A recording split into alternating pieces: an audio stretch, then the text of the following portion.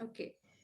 Due to Earth's rotation, winds do not cross the isobars at right angles as they are, as the pressure gradient force directs but get deflect from their original path. ठीक है, तो आपको क्या होता है, pressure gradient ऐसे बना हुआ है, ठीक है, this is what 100, this is 90, this is 80, this is 70. तो विंड का ब्लो कैसे करना होगा, perpendicularly from here to here, ठीक है, बट होगा क्या कि यहाँ से जब जो प्रेशर क्रिएट हुआ, हाई डेवलप, हाई बना, ठीक है, यहाँ पर विंड्स क्या हो गई, ब्लो करना स्टार्ट की यहाँ से, ठीक है, तो जब तक वो इस पॉइंट पे पहुंचती, अर्थ क्या हो चुकी है, रोटेट कर चुकी है, ये पॉइंट क्या हो गया, ये आगे चला गया है, तो ऐसा लगता है कि ये पॉइंट यहाँ से चली और पहुंच कहाँ रही है, इधर पहुंच रही है, ठीक है, तो that is why we are called कि, और एक्चुअली में क्या होता है, और ये आइसोबार्स के परपेंडिकुलर इसलिए ट्रेवलिंग करती है, ठीक है, ये कोरियोलिस फोर्स में आप देखेंगे, ठीक है, ये कोरियोलिस फोर्स की वजह से ऐसा हो रहा है, ठीक है, जब तक क्वेश्चन में रहेगा कि प्रेशर ग्रेडियंट, ठीक है, जब तक प्रेशर ग्रेडियंट रहेगा तब तक आप क्वेश्चन में, तब तक आप हमेशा क्या बोलेंगे कि ये परपेंडिकुलर है, ठीक है, ओके मैम। अगर अनलेस एंड अनटिल जब तक प्रेशर ग्रेडियंट कि ये कोरियोलिस फोर्स ना लिखा रहे कि कोरियोलिस फोर्स की वजह से, तब तक आप नहीं बोलेंगे कि हाँ ये राइट एंगल्स पे नहीं करती हैं, ठीक है, ध्यान रखना, डू नॉट क्रॉस, यहाँ लिखा है ना, winds do not cross isobars at right angles, ठीक है, और क्यों, क्योंकि due to rotation of the earth, ठीक है, this is very important, only then unless and until ये आपका पॉइंट मेंशन ना रहे क्वेश्चन में यूजीसी नेट के, तब तक आप ये नहीं लगाएंगे ये राइट है, ठीक है, जब तक आपको बोलेगा कि ड्यू टू प्रेशर ग्रेडियंट की वजह से हरदम ही वो क्या करेंगी, परपेंडिकुलर ट्रैवल, ठीक है, this deviation is the result of the earth rotation and is called Coriolis effect और कोरियोलिस फोर्स कह लो, ठीक है, कोरियोलिस फोर्स कह लो या कोरियोलिस इफेक्ट कह लो, ठीक है, ड्यू टू दिस इफेक्ट, इस इफेक्ट की वजह से क्या होता है, winds in the northern hemisphere get deflected to the right. अब होता क्या है कि जो हवाएं आपकी ऐसे है, ठीक, हवा यहां से यहां चली, ठीक है, तो इसका राइट इधर होगा, ठीक है, तो ये क्या होगी, अर्थ की रोटेशन की वजह से विंड्स डिफ्लेक्ट हो जाती हैं राइट में, ठीक है, और इसकी वजह से आपका क्या लिखा है, हाँ, winds go deflect to the right of the path and those in the southern hemisphere, और जो सदर्न हेमिस्फीयर में होती हैं वो किधर डिफ्लेक्ट होती हैं, वो लेफ्ट होती है, ठीक है, वो इधर डिफ्लेक्ट होती हैं, ठीक है, फ्रॉम फॉलोइंग फेरल्स लॉ, ये किसके अकॉर्डिंग हमने देखा है, फेरल्स लॉ के according, the law that wind is deflected to the right in the northern hemisphere and to the left in the southern hemisphere derived from the application from of the Coriolis effect. तो जो wind का packet है वो अगर northern hemisphere की winds हैं तो right की तरफ डिफ्लेक्ट होंगी, राइट इधर ही है, गलत तो नहीं बता रही मैं, नो मैम, राइट उधर ही होगा, लेफ्ट इधर होगा, ठीक है, हाँ, तो यस, तो राइट इधर है, ठीक है, एंड लेफ्ट इधर, तो विंड्स इधर डिफ्लेक्ट होंगी, ठीक है, ओके मैम। और देखिएगा इसी वजह से आपका इंडिया में मानसून भी आता है, अब इंडियन मानसून जब आप पढ़ेंगे तो उसमें काफी चीज आएगा, ITCZ आएगा, ठीक है, उसमें ही आपका आएगा क्या कहते हैं, जो बातें करती थी ना कि अर्थ पे इक्वेटर पे परपेंडिकुलरली आपकी जो लाइट पड़ती है सनलाइट, उसका रोल रहेगा, तो ये सारी चीजों का कंबाइंड इफेक्ट रहेगा ना जब आप मानसून पढ़ेंगे, ठीक है, इंडिया में मानसून होता है, ओके मैम। ठीक है, तो ये फिलहाल आप ध्यान रखिएगा, दिस इज ये, अब ये पॉइंट क्या है, राइट में रिफ्लेक्ट होंगी या लेफ्ट में रिफ्लेक्ट होंगी, ये पॉइंट भी इंपॉर्टेंट है, ये स्टेटमेंट आके पूछ सकता है, ठीक है, ओके मैम। नेक्स्ट आते हैं, the deflection force does not seem to exist until the air set in motion, जब तक एयर मोशन में नहीं है तब तक हमें डिफ्लेक्शन फोर्स नहीं देखने को मिलेगा, and increases with wind velocity, air mass and increase in latitude, देखो this is very important point, ठीक है। जो डिफ्लेक्शन है, डिफ्लेक्शन का मतलब यहाँ पर क्या कह रहा है, कोरियोलिस इफेक्ट ही कह रहा है ना, वही डिफ्लेक्ट कर रहा है ना। तो जो डिफ्लेक्टेड है, जब तक वो एयर जो है आपकी मोशन में नहीं है तब तक नहीं मालूम चलेगा, जैसे ही मोशन में आएगी तभी हमें मालूम चलेगा, ठीक है। और जो डिफ्लेक्शन है वो जैसे जैसे विंड की वेलोसिटी बढ़ेगी, ठीक है, जैसे जैसे विंड की वेलोसिटी बढ़ेगी, एयर का पैकेट, एयर मास मतलब वो जो विंड पूरा एक पूरा एयर मास बन जाएगा, तब वैसे वैसे वो बढ़ेगा, ठीक है। और साथ ही साथ इंक्रीज इन लैटिट्यूड पे, लैटिट्यूड मतलब कि इक्वेटर पे जो 0 डिग्री है वहां पर आपको जो कोरियोलिस इफेक्ट है वो कम दिखता है, फिर नो दिखता है, ठीक है। वो जैसे ही आपका इधर मान लीजिए, इधर आपका गया पोल्स पे गया, तो ये जो कोरियोलिस इफेक्ट है ये बढ़ जाता है, इंक्रीजेस। ज्यादा आपको कहाँ देखने को मिलेगा, पोल्स पे, और लेस आपको इक्वेटर पे। इक्वेटर पे, ठीक है। All these are points are very important, ठीक है। The Coriolis force acts perpendicular to the pressure gradient force. Pressure gradient force, देखिए अब देखो यहाँ पर कोरियोलिस की जो बता रहा है, ये किसके परपेंडिकुलर एक्ट करता है, pressure gradient pressure force gradient. के, ठीक है। यानी कि आइसो बार के, इस आइसो बार का फोर्स इधर लगता है, तो इसके परपेंडिकुलर लगता है आपका कोरियोलिस फोर्स, ठीक है। मैं समझाती हूँ ऐसे, कलर पेन का कलर चेंज करके।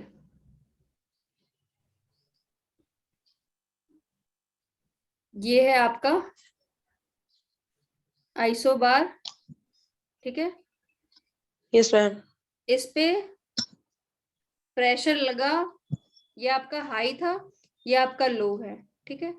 तो ये किधर से किधर ब्लो करेगा, हाई से लो, प्रेशर किधर लगा, हाई से लो लगा, और डायरेक्शन किधर, यस मैम। ये नॉर्थ साउथ थी, ये आपका प्रेशर यस मैम। ग्रेडियंट का फोर्स था, ठीक। ओके अब मैम। आपका आता है कोरोलिस, अर्थ के वजह से, अर्थ ग्रीन है, हम ग्रीन में लेते हैं। तो इसके, अब ये जो जो यहाँ विंड ब्लो की, इसके परपेंडिकुलर लगेगा, ये रहा आपका कोरियोलिस फोर्स, ओके मैम। ठीक है। तो ये डायरेक्शन हो गया कोरियोलिस फोर्स की,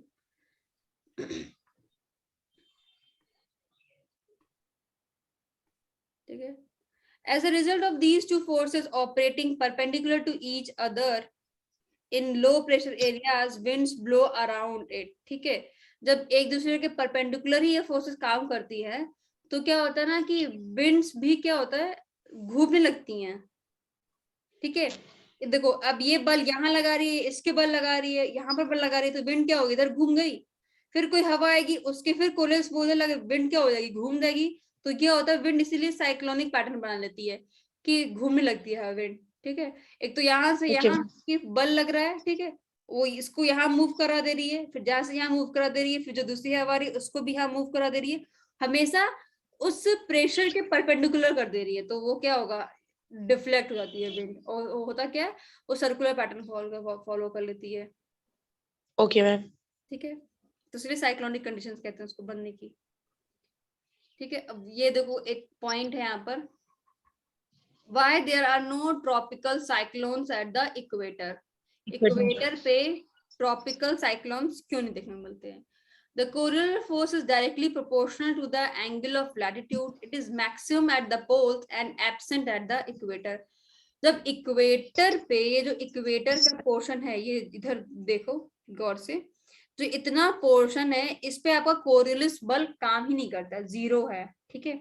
यानी कि जो हवा आपकी ब्लो प्रेशर के वजह से ब्लो कर रही होगी, उसपे कोई कोरियोलिस फोर्स लगेगा ही नहीं, जो हवा इधर की तरफ ब्लो कर रही होगी उसपे कोरियोलिस फोर्स लगेगा ही नहीं, तो सीधा सीधा क्या होगी, high pressure to low pressure आ जाएगी, उसको कोई डिफ्लेक्ट करने वाला रहेगा ही नहीं, ठीक है। समझ में आया, देखो यहाँ पर दिखा रहा है ना कि ये हवा इक्वेटर से चली और ये किधर डिफ्लेक्ट हो गई है, राइट में, ठीक है। ये हवा इक्वेटर से चली और सदर्न हेमिस्फीयर में किधर डिफ्लेक्ट हो गई है, लेफ्ट में, ठीक है।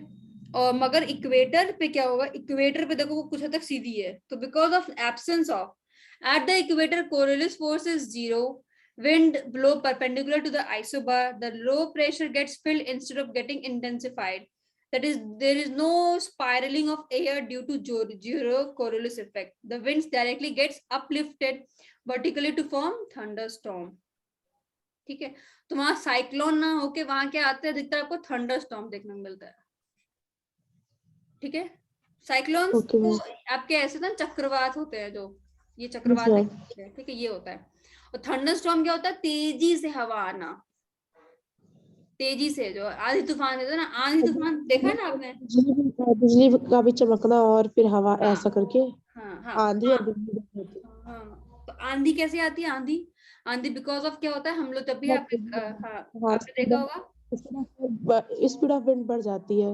हाँ, फिर उसमें होता है कि आपने देखा होगा गर्मियों के मौसम में, जब कभी भी किसी दिन भी खूब गर्मी होती है, तो घर वाले लोग कहते हैं कि आज तेजी से हवा चलेंगे. क्यों, तो ये एक्सेस गर्मी है, तो ये एरिया क्या हो चुका है, वार्म हो चुका है. ठीक है, अब ये वार्म हो चुका है, तो प्रेशर अपने आप को बैलेंस करने के लिए यहाँ पर काफी तेजी से हवाएं आएंगी अंदर की तरफ. ठीक है, तो इसको लो प्रेशर पे, तो इसको थंडरस्टॉर्म कहते हैं. ओके. ठीक है, बाकी तो कोरियोलिस का डायग्राम है, तो धीमे धीमे समझेंगे. ये देखते हैं frictional force and wind movement. ठीक है, फ्रिक्शनल फोर्स क्या होता है, विंड मूवमेंट क्या होता है. Irregularities of the earth's surface often offer resistors to the wind movement in the form of friction. जो भी irregularities होती हैं अर्थ सरफेस पे, वो ऑफर करती है resistance. It affects the speed of the wind. It is greatest at the surface and it influence generally extend up to elevation of 1 to 3 kilometers. ठीक है, तो होता क्या है कि जो भी इरेगुलरिटी है, बीट आपकी कोई बिल्डिंग हो बड़ी, ठीक है, पेड़ हो और कुछ भी हो, ठीक है, तो ये आपको क्या करता है, फ्रिक्शन ऑफर करता है विंड को. तो विंड ये आपका ज्यादा फ्रिक्शन ऑफर करता है कहाँ पर, सरफेस पे. उसके बाद ये कुछ हद तक 1 से 2-3 किलोमीटर तक फ्रिक्शन आपको फ्रिक्शन देखने को मिलेगा. जब 1 से 3 किलोमीटर के ऊपर चले जाएंगे तब आपको क्या होगा, फ्रिक्शन देखने को नहीं मिलेगा. और यहाँ देखिए सी सरफेस के ऊपर फ्रिक्शन क्या होता है, मिनिमल. मिनिमल. आपको खुद पता है सी सरफेस पे फ्रिक्शन क्या होगा, कम होगा. Over uneven terrain, however, due to high friction, the wind direction makes high angles with isobars and the speeds get retarded. ठीक है, तो स्पीड्स क्या होती है इसकी, कम हो जाती है. सेंट्रीपिटल एक्सेलरेशन क्या होता है, it acts only on air that is flowing around centre of circulation. ठीक है, एक सेंटर ऑफ सर्कुलेशन मतलब आपका क्या ये पॉइंट है, इसके अराउंड जब विंड ब्लो कर रही है, ठीक है, तो वहां पर आपका सेंट्रीपिटल एक्सेलरेशन काम करता है. सेंट्रीपिटल क्या होता है, सेंट्रीपिटल क्या होता है, सेंट्रीपिटल सेंट्रीफ्यूगल क्या होता है मैम याद नहीं है. यार. अरे ये आपको मैंने बताया था ना, जब मैं आपको बता रही थी कि सेंट्रीपिटल फोर्स की वजह से एक्यूमुलेट करते हैं, सेंट्रीफ्यूगल फोर्स की वजह से जो आपके अर्थ बन रहा था, सोलर सिस्टम बन रहा था, तो क्या होते 9 छल्ले निकल रहे थे ना, कैसे निकल रहे थे, यस. किस किस निकल रहे थे. देखो एक यस. ये, हाँ मान लो ये यस. पॉइंट है, तो एक फोर्स लगता है अंदर की तरफ यस और मैम. एक फोर्स लगता है बाहर की तरफ. जो अंदर की तरफ लगता है उसको हम लोग क्या कहते हैं, सेंट्री सेंट्रीफ्यूगल. फ्यूगल नहीं, सेंट्री. पीटल. अच्छा. ओके. सेंट्रीपिटल. और जो बाहर की तरफ लगता है उसको क्या कहते हैं, सेंट्रीफ्यूगल. ओके. ठीक है, centrifugal. Anshi, keep revising everything. The concept, you should remember concept every time. Okay? Okay ma'am. Yes. तो दिस इज व्हाट सेंट्रीपिटल. अब देखो सेंट्रीपिटल एक्सीलरेशन का मतलब क्या हुआ कि जो हवा ऐसे रोटेट कर रही है, ठीक है, अब इस पे क्या होगा, इस पे एक अंदर की तरफ फोर्स लगेगा, ये हवा से रोटेट कर रही है सर्कुलर पैटर्न में, ठीक है, इसके ऊपर ऐसे अंदर की तरफ फोर्स लगेगा. ठीक है, तो ये एक्सीलरेशन उन्हीं हवाओं पे लगता है जो ऐसे सर्कुलर पैटर्न में रोटेट करती हैं, और इन्हीं हवा को क्या होता है, ये जो सेंट्रीपिटल फोर्स होता है ये और एक्सीलरेट कर देता है और इनको नो एनर्जी देता है. Create force directed at the right angles to the wind movement and inverts toward the centre of the course. Centripetal action क्या कर रहा है, एक फोर्स करेगा जो कि राइट एंगल पे होगा, ठीक है, विंड मूवमेंट के, एंड इनवर्ड होगा. वो सेंट्रीपिटल की वजह से किधर होगा, इनवर्ड होगा, अंदर की तरफ होगा, toward the center of rotation. Example, low to high. Low and high pressure centre. Low and high मतलब लो टू हाई नहीं है, लो लो मान लो जैसे हमारा क्या है, एक तो था कि ये लाइन है, ठीक है, जब आइसोबार्स तुम्हारे ऐसे सर्कुलर फॉर्म में हुए, मान लो this is what, This is 70. This is 80. This is 90. ठीक, ये एक और बना लिया आइसोबार। ये इसका प्रेशर क्या है, ये 100। ये समझ में आया ना मैंने क्या बनाया है, ये आइसोबार।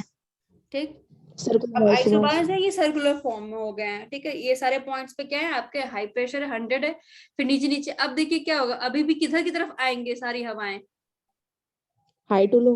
High to low. और ये आपका सेंट्रल पॉइंट ए है, ये आपका बाहर की तरफ है, तो ये सारी हवाएं किधर आएंगी, इधर की तरफ आएंगी ना। हाँ, तो ये जो सर्कुलर पैटर्न में ये हवा जो ऐसे मूव कर रही है, यही केस में बता रही थी। ठीक है, इसके परपेंडिकुलर लगेगा ये और इनवर्ड लगेगा। और इसी को एक्सेलरेट का मतलब क्या होता है पता है, तेज करना, तेज करना, बढ़ाना।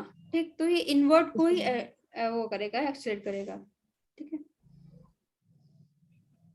तो ये centripetal acceleration is more important for circulations smaller than the middle latitude cyclone.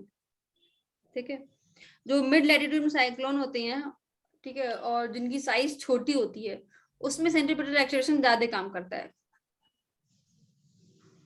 ठीक है, ये जब साइक्लोन्स पढ़ेंगे, सेंट्रीपिटल एक्सेलरेशन सिंपल से जान लीजिए, जो अंदर की तरफ हवा आ रही है उनको और बढ़ा देगा।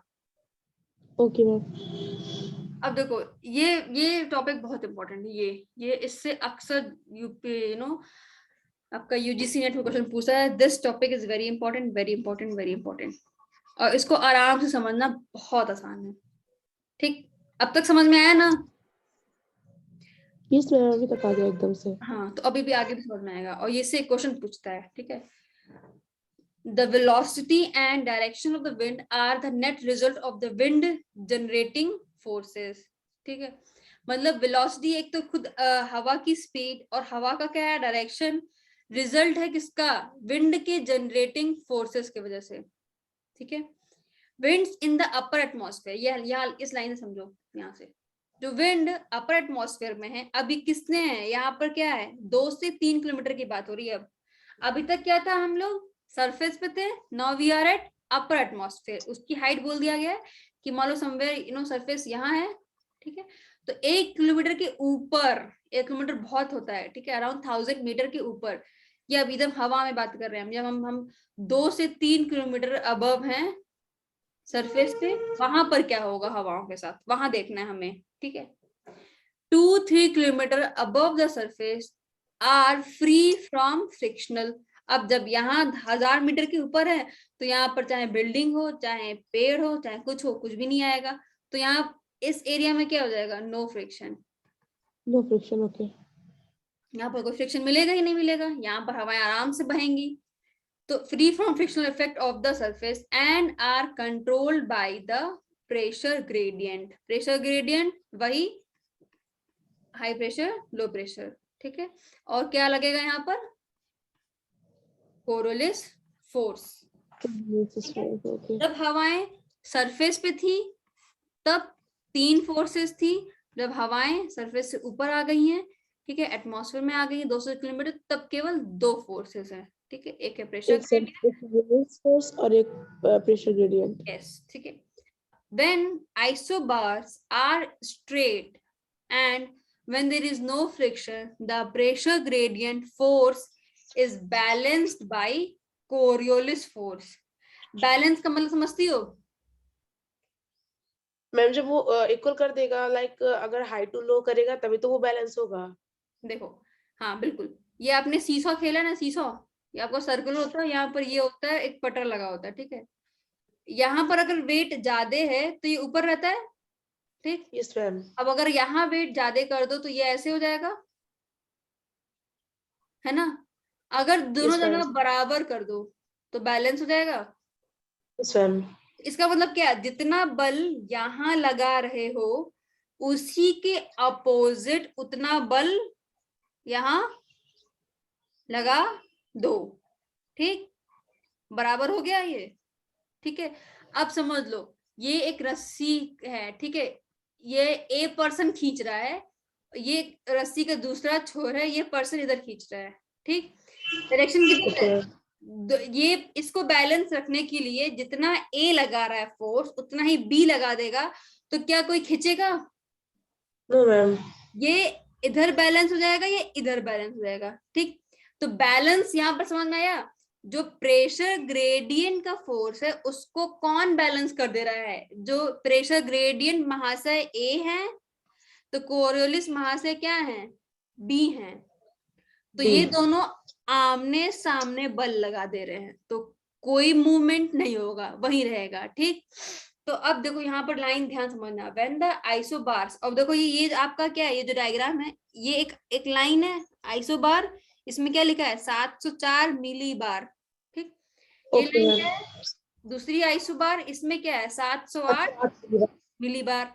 प्रेशर आइसोबार दिख गए। अब देखो हाई से लो, ये आपका हाई है ना, ये क्या है? लो है। हाई से लो हवा बही किसकी वजह से? हॉरिजॉन्टल प्रेशर ग्रेडियंट की वजह से, पीएच महाशय की वजह से, इतनी ऊंचाई पे, ठीक। तो इसको बैलेंस कर दिया किसने? कोरियोलिस महाशय ने। किधर लगा के? इसी पॉइंट को अपोजिट लगा के। यहाँ वाला काम किया ना एकदम। Yes ma'am. लगा रहे थे प्रेशर ग्रेडियंट महाशय, कोरियोलिस ने इधर लगा दिया, ठीक। तो नतीजा क्या हुआ? ना इधर बहेगी हवा ना इधर बहेगी हवा, हवा को किधर मिल गई दिशा?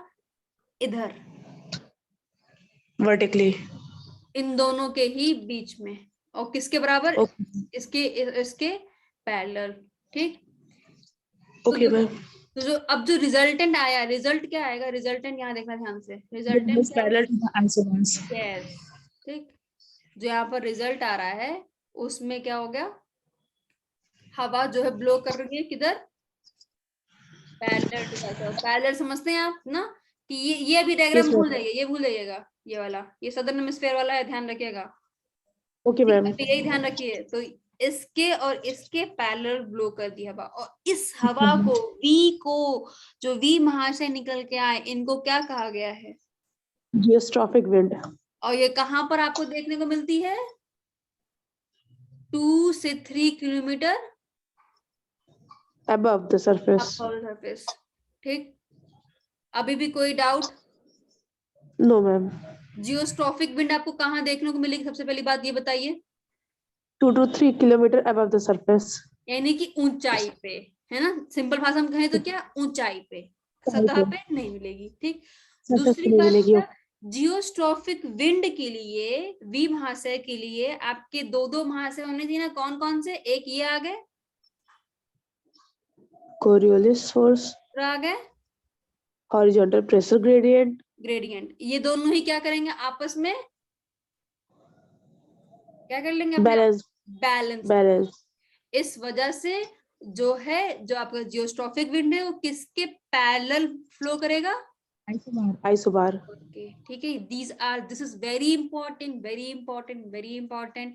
ये एग्जाम में पूछा गया है। देयर आर चांसेस इसी कॉन्सेप्ट पे क्वेश्चन आ सकता है, ठीक। Okay ma'am. कॉन्सेप्ट याद रखना, क्वेश्चन कुछ भी आएगा आप सॉल्व कर लोगे।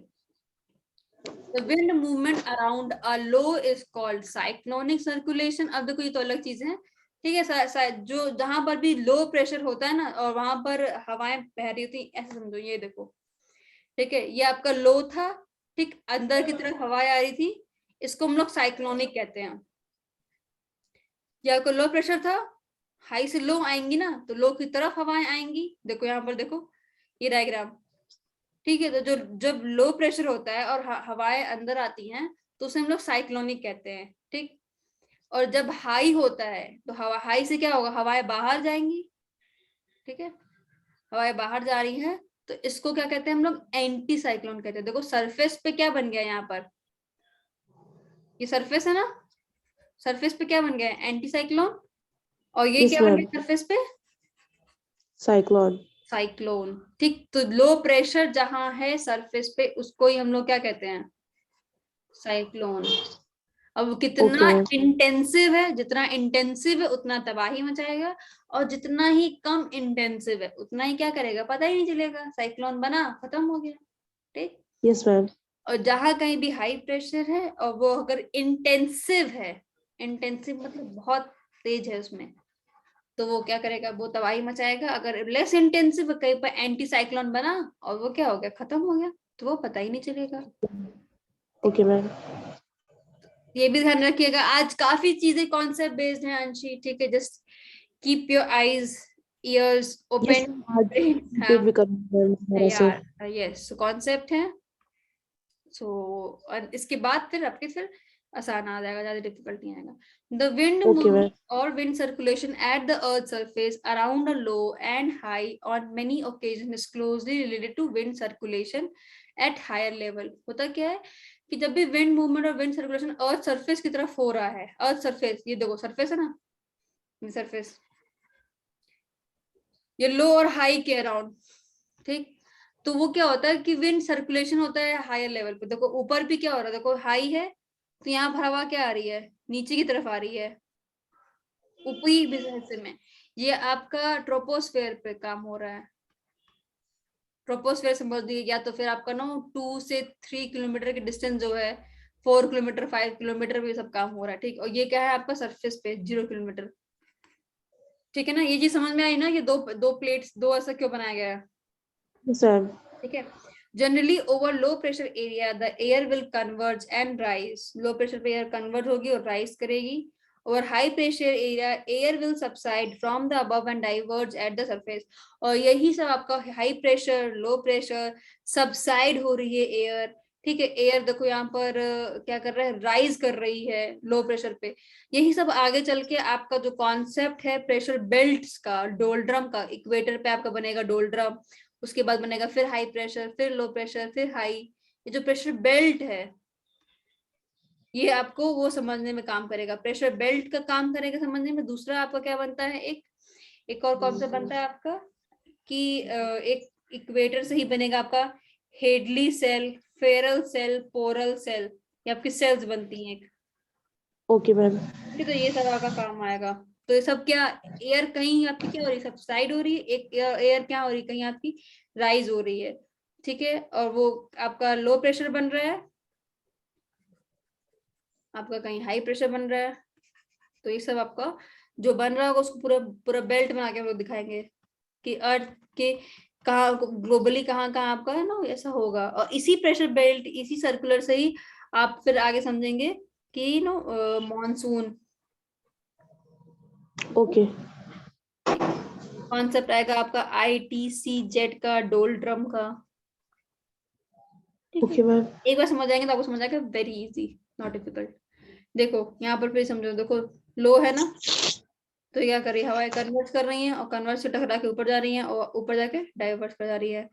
ऊपर कन्वर्जेंस हो रही है तो हवाएं क्या हो रही है, नीचे आ रही हैं और यहाँ पर फैल रही हैं, तो डाइवर्जेंस हो गया है। देखो यहाँ पर क्या है, लो प्रेशर है, तो ऊपर की तरफ क्या हो गया, कन्वर्जिंग एयर। क्लाउड्स बन रहे हैं, हाँ यस मैम। क्लाउड्स। डाइवर्स, हाँ ठीक है। और हाई प्रेशर में क्या हो रहा है, देखो क्लाउड्स नहीं बनेंगे।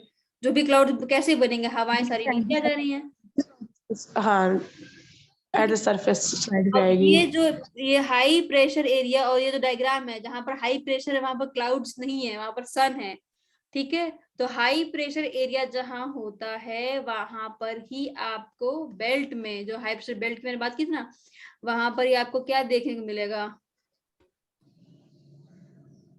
डेजर्ट। डेजर्ट। क्यों, क्योंकि यहाँ पर बादल बन रहे हैं, नहीं बन रहे हैं, सारी हवाएं क्या हो जा रही, नीचे आ जा रही हैं। यहाँ पर क्या दिख रहा है केवल आपको, सन। सन। जब सन तो है, सन के साथ साथ पानी चाहिए, जब पानी दिखेगा तभी तो वहां पर आपको पेड़ उगेगा, प्लांट, ठीक। तो इस वजह, अब देखो यहाँ पर क्या है हवाएं ऊपर उठ रही तो बादल बना रही हैं, तो बादल बनाएंगी फिर पानी बरसेगा। तो लो प्रेशर एरिया पे आपको एवरग्रीन दिखेगा, हाई प्रेशर पे आपको डेजर्ट देखने को मिलेगा, ठीक है। देखा, सब साइक्लोन क्लाइमेट से रिलेटेड है। Yes ma'am. इसमें टोटल क्लाइमेटोलॉजी में टोटल वही होगा। यस। अब देखो यहाँ पर एक टॉपिक है, cause of the Coriolis effect. Cause क्या है, the main cause of the Coriolis effect is the earth rotation. Yes we know that, as the earth spin in a counter clockwise direction and on its axis. Counter मतलब होता है anti clockwise, okay ma'am. Anti clockwise, clockwise on its axis, anything flying or flowing over a long distance above its surface appears to be deflected. जो कोई भी चीज fly कर रही है या फ्लो कर रही है अर्थ सरफेस के ऊपर, ठीक, वो भी लॉन्ग डिस्टेंस पे, तो वहां हमें क्या देखने को मिलता है, उसमें डिफ्लेक्शन देखने को मिलता है. This occurs because as something moves freely above the earth surface, the earth is moving east under the object at a faster speed. As latitude increases, the speed of the earth rotation decreases.